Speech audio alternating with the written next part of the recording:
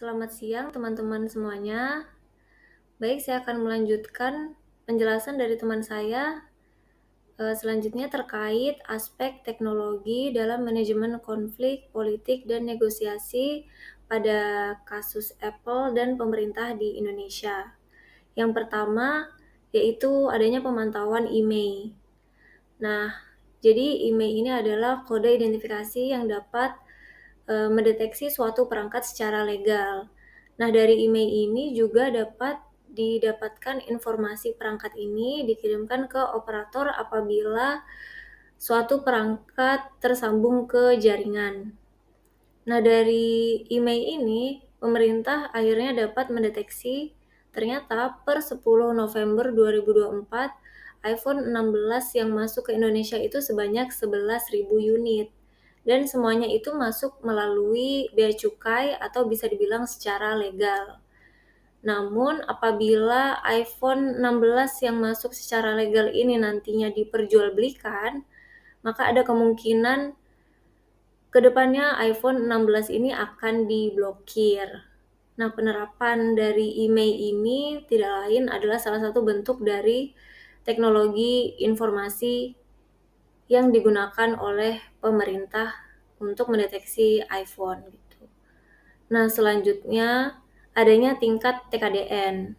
Nah, TKDN ini juga menggunakan teknologi sistem informasi untuk mengetahui kadar kandungan dalam negeri pada suatu perangkat. Untuk mengetahui kadar kandungan dalam suatu perangkat ini juga menggunakan beberapa platform yang bekerja sama, yaitu salah satunya adalah adanya aplikasi Sakti, terus Sistem Informasi Industri Nasional atau SIINAS, dan tentunya adalah website tkdn.kemenperin.go.id.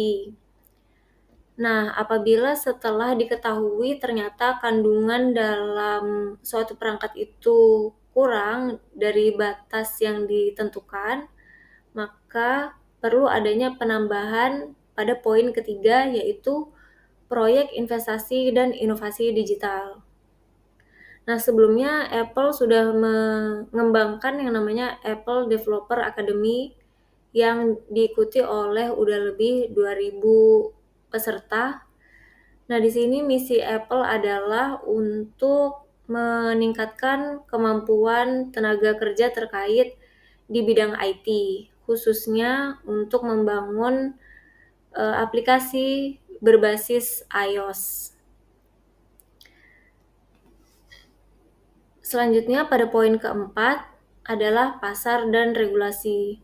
Jadi pemerintah itu menggunakan sistem informasi untuk mengetahui seberapa besar suatu investasi itu sudah direalisasikan gitu.